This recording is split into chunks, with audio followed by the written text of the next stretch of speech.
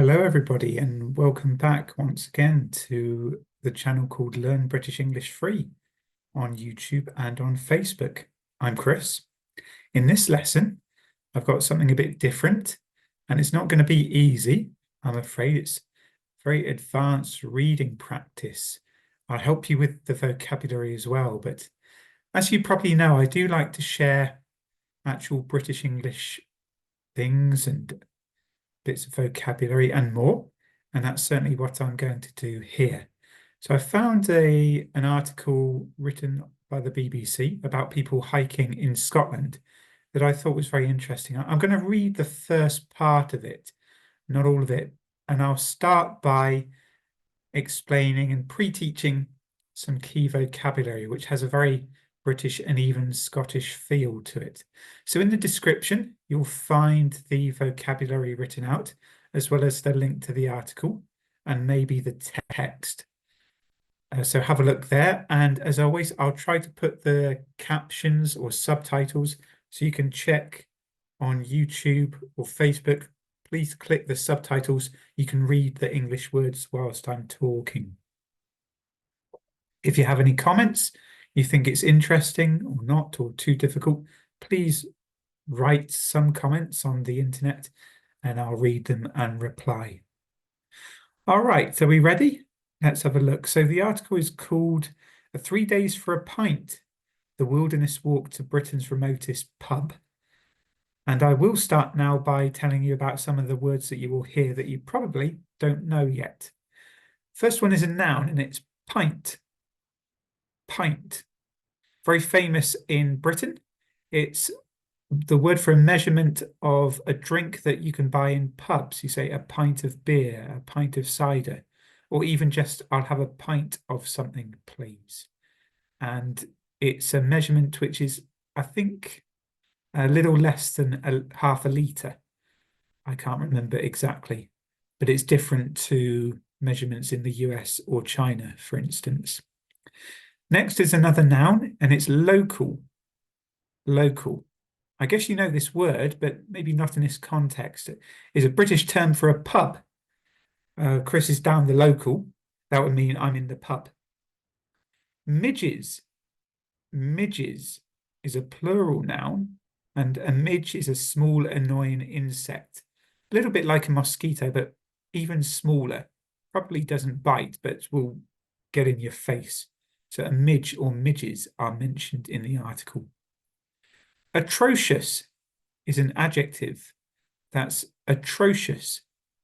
And it means something is extremely bad, which is appropriate when describing British weather, as we will see in the article later.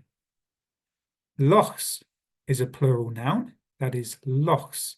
And that is a Scottish word, a noun for large lake or large lakes in Scotland, such as Loch Ness, a very famous one where supposedly a big monster lives. Blustery. Blustery.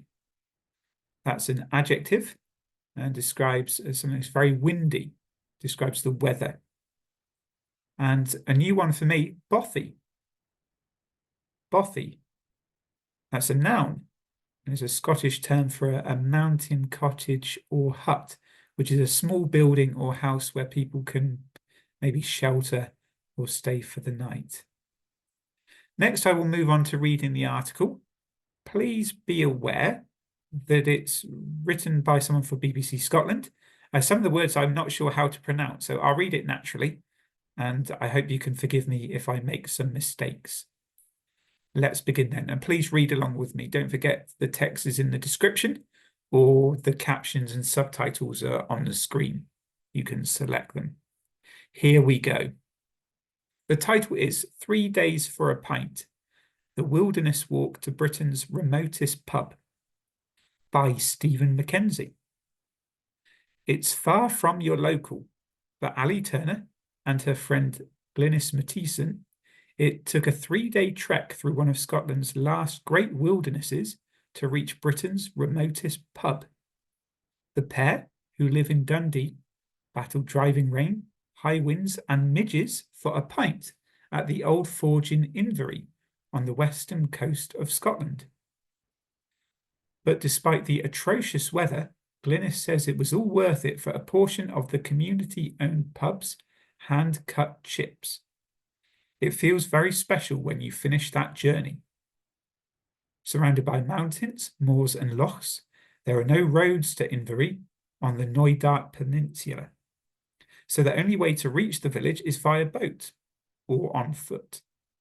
Over the summer months, just a handful of people a day attempt the 30-mile trek from Glenfinnan to the Old Forge. Ali and Glynis were well equipped, but warm weather was in short supply. The journey was miserable, Glynis told BBC Radio Scotland. It was in the middle of summer, but we were freezing. It was so wet. Thick mud sucked at their boots, and they had a blustery night in a tent before finding shelter in a bothy the next evening.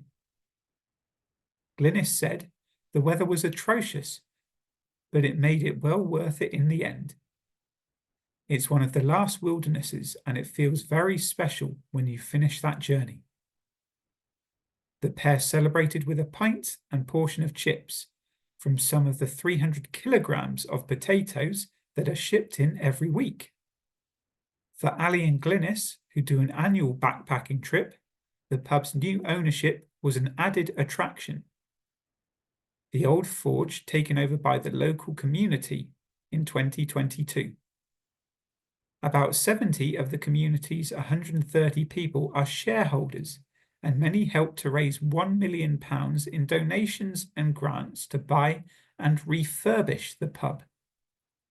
Glynis said, "It's just a nice story, and it's a special community." That's the end of the part I'm going to read. If you want to read even more, click on the link and you can see the rest of it on the website. The main message of the story then was describing the two women who did a long walk between different parts of Scotland, and it took them nearly 3 days. That's why it describes the conditions over 2 nights. I hope you found that helpful and interesting. I don't think I made many mistakes there. I think the pronunciation and things were okay, but maybe if someone from Scotland watches, they will correct me. Let's wait and see. Thank you, everyone. Please write a comment and ask me questions if something was not clear. You can also request materials for future lessons if you need my help. My name is Chris. It's my pleasure making this lesson for you and posting it, and I look forward to chatting to you soon. And please do join me next time on Learn British English Free. Thank you very much. Bye for now.